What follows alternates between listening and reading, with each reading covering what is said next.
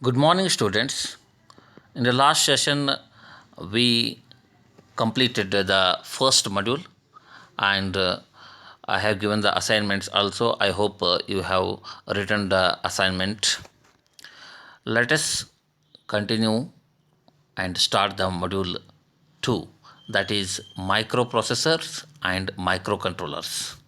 First, let us discuss about microprocessors. Later, uh, we shall move towards microcontrollers. Microprocessors. I think you might have heard this. Of course, you have heard this microprocessors in the laptops or computer terminology. So, microprocessor definition: it is a chip containing the logical elements for performing calculations, carrying out stored instructions, etc. It is used as the central processing unit of a microcomputer. So, in this definition, we can say that it is a chip. It is a small chip. It contains logical elements and stored instructions. And it is used as a CPU for microcomputer. So, for a small computer, it acts as a CPU. Let us see other practical definitions. A microprocessor is a small chip part to control functions of digital systems like music players, electronic calculators, computers, and others. So, all these computer items, electronics items like music players or calculator and computers, which can be controlled with a small chip that is called a microprocessor. One more definition: it is a CPU circuit contained within a silicon chip. So it is a central processing unit in a large silicon chip. A microprocessor is a large scale integrated circuit that can be programmed to perform arithmetic and logic functions. So it's a large scale IC circuit. So a microprocessor is an IC circuit which can be programmed to do certain operations like arithmetic and logic functions. One more definition we can see: microprocessor is a standalone, self contained, single chip microcomputer. A microprocessor itself can also be considered as a microcomputer. It contains minimum three elements. That is, the microprocessor contains minimum three elements. They are a central processing unit, that is CPU, program memory, and input and output capabilities. So these three elements are must to have a structure of microprocessor. One is CPU, second is program memory, third is input and output. So the basic requirement to have a microprocessor is a structure that has three elements as we discussed above. So a structure that has these three, and it has to be programmed in some convenient programming language. So when it can become a microprocessor is it should have a structure so that it convenient programming language can be programmed into it, and it has to interact with the outside world through input and output ports. So you can see a generalized block diagram of a microprocessor. So majorly three elements you can see: control unit, that is CPU, and a register arrays, that is to interact with the outside world, and arithmetic and logic units, uh, that's called ALU. So these three things are must in a microprocessor: to control a control unit, to interact register arrays, and perform the logical operations, that is arithmetic or logic unit, that's called ALU. Let's go back to the history of microprocessor. Of course, before microprocessor, some processing has done in various ways, but initially we came up with the 4-bit microprocessor. So later on, as the memory capacity increased, 8-bit microprocessor, 16-bit, 32-bit, 64-bit. Nowadays you can see even 128, 250, 256-bit microprocessor also in your latest laptops. So briefly we will discuss the history of microprocessors. So initially it started with 4-bit microprocessors. So it was Intel 4004 4-bit microprocessor. So Intel is the only leading company to manufacture or to produce the microprocessors. Nowadays also Intel company is the uh, major partner in the manufacturing of these microprocessors. So first microprocessor Intel 4004, it was introduced in 1971. It was the first microprocessor by Intel. It was a 4-bit microprocessor and the speed was 740 kilohertz.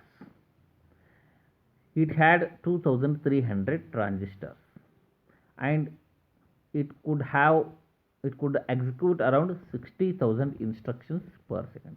So this is the configuration of the first microprocessor by Intel, which was called as Intel 4004. Then came Intel 4040, which was introduced the very next years, that is in 1974. It was also 4-bit microprocessor. Then 8-bit microprocessors by Intel. So it started with the name 8008. It was introduced in 1972. It was 8-bit microprocessor. Its clock speed was 500 kilohertz, could execute 50,000 instructions per second. So based on the bits of memory and the speed in hertz and the execution of the instructions per second. Next, Intel 8080. It was introduced in 1974. It was also 8-bit microprocessor. Clock speed 2 megahertz. Here you can see the speed is increased from kilohertz to megahertz, and it had 6000 transistors. So to increase the memory and speed, the number of transistors in are more, and it was 10 times faster than the 8008, that was the earlier microprocessor, and it could execute 5 lakh instructions per second. Here you can see 50,000 instructions were executed by Intel 8008, but in 8080 it executed 5 lakh instructions per second. Next, Intel 8085. It was introduced in 1976. It was also 8-bit microprocessor and speed was 3 megahertz, and it has data bus of 8-bit and address bus of 16-bit. Later discuss data bus and address buses. And it has 6500 transistors, could execute 7,69,230 instructions per second. Again you can see the execution level is increased by 2.69 lakh, and it could access 64 kilobyte of memory. It had 246 instructions. Then came 16-bit microprocessor.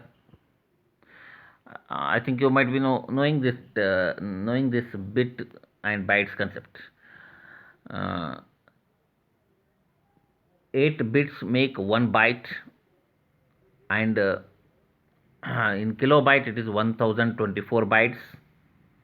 1024 bytes make 1 kilobyte. Similarly, 1024 bytes make 1 megabyte. So remember this, 1024 kilobytes make 1 megabyte. Similarly, 1024 megabytes make 1 gigabyte, and 1024 gigabytes make 1 terabyte, and lastly 1024 terabytes make 1 petabytes.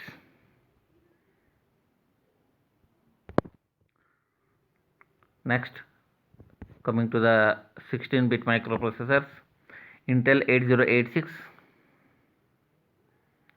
introduced in 1978, 16-bit microprocessor. Speed again increased, you can see 4.77 megahertz. Data bus 16-bit, address bus 20-bit, 29,000 transistors, 2.5 million instructions, access 1 megabyte of memory, 22,000 instructions, right? Next, Intel 808, introduced in the very next year, that is in 1979, 16-bit microprocessor again it is, and it was the cheaper version of the earlier one, 8086.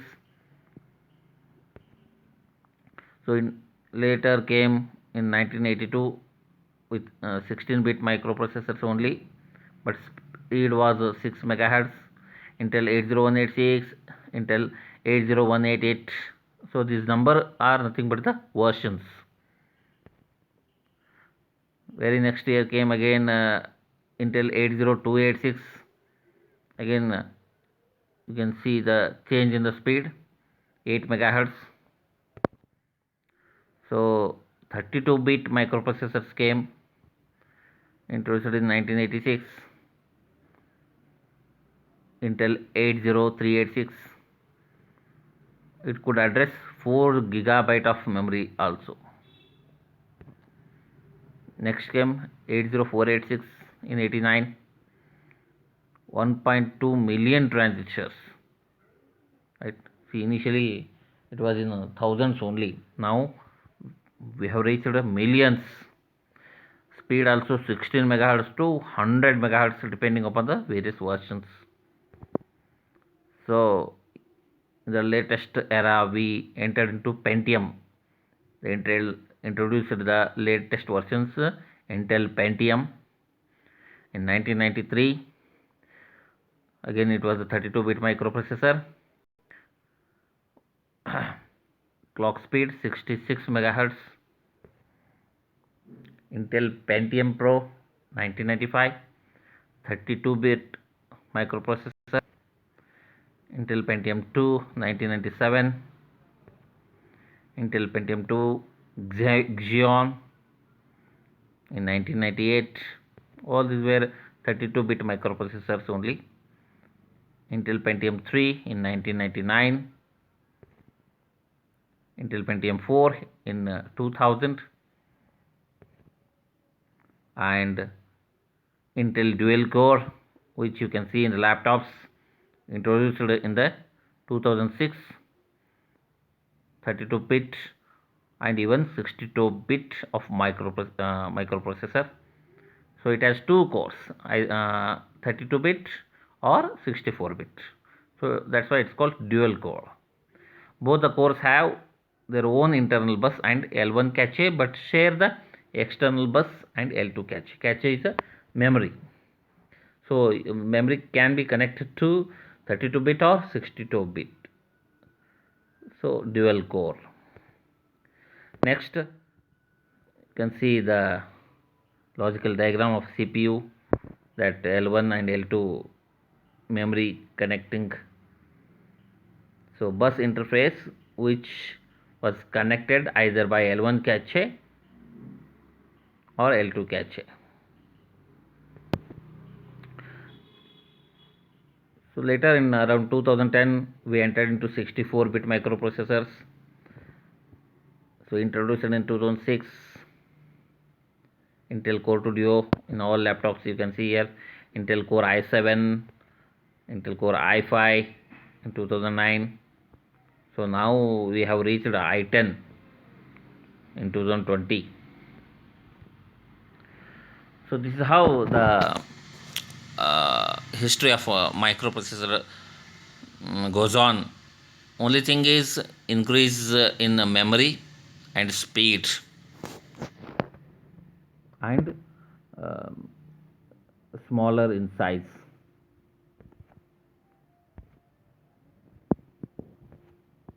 So this completes the microprocessor and the history of microprocessor. Of course, we are now using Intel Core i10 also.